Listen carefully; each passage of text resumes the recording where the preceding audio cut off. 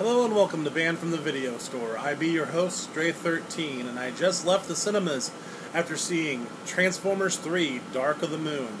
How did it fare against the others? I actually prefer it. I actually think it's a better movie than the Part 1 and Part 2. Definitely Part 2, because Part 2 was ridiculous. You could actually skip over Part 2 completely and go right into Part 3 and not miss much. I'm not even going to get into the plot of this movie because there's really no point.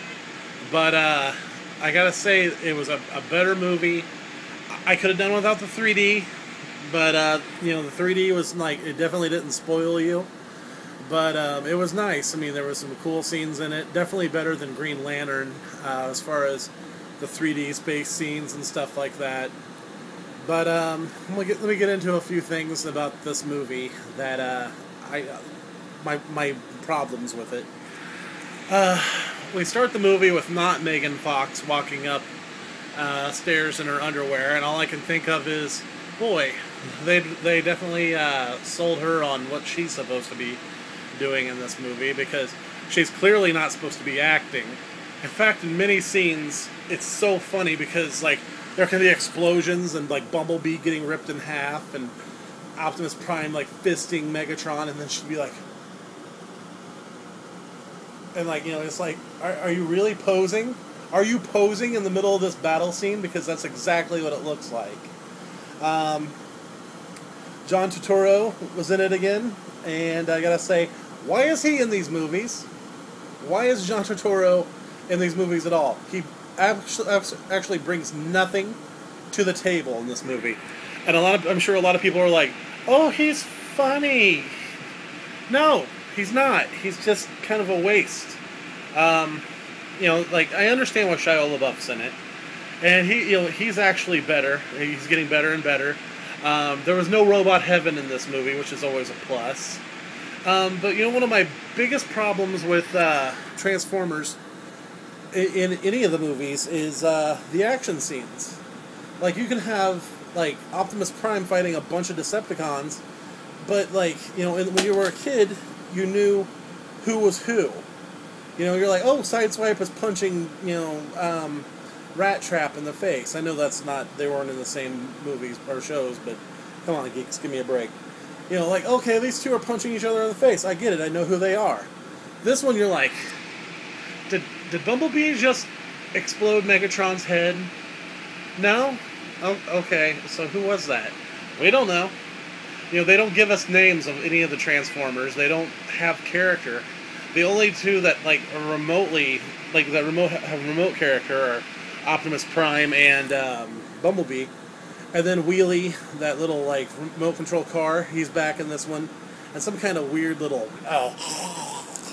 Transformer.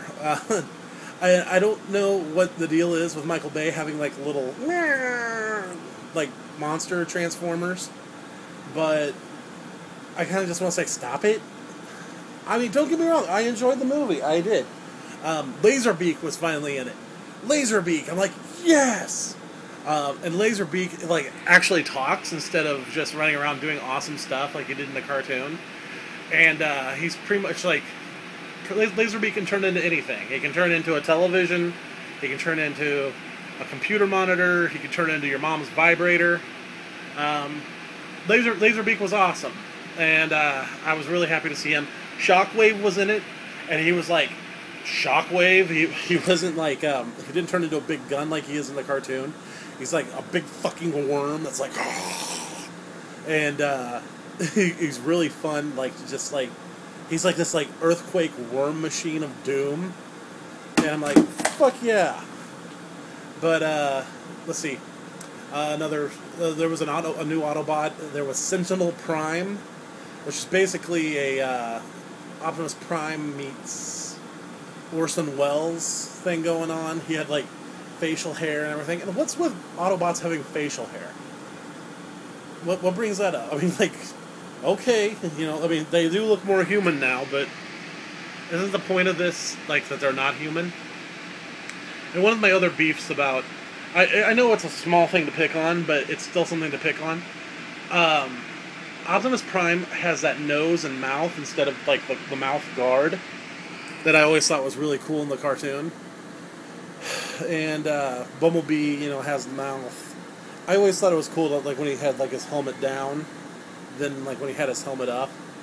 I know those are little things to pick on, but the movie visually will fuck your eye pussies. I mean, it is so beautiful. It's so well done. And the carnage and the fucking explosions is so extremely fun to look at and go, wow.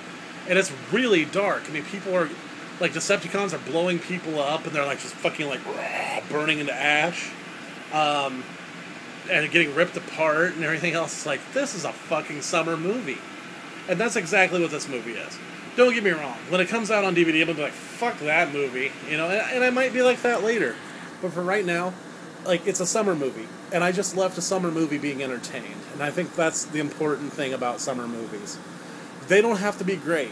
And granted, Green Lantern was not a summer movie. A lot of people were like, about summer, Green Lantern. And I definitely didn't like Green Lantern. But Transformers was definitely a summer movie that gave you your $9 worth. Alright, well, this is Stray 13, and that's it for right now. Follow me on Twitter at BandStray13. Add me on Facebook at facebook.com/bandfromthevideostore. Check out bandfromthevideostore.com. And I'm going to give out to shout out to my space monkeys. What up, niggas?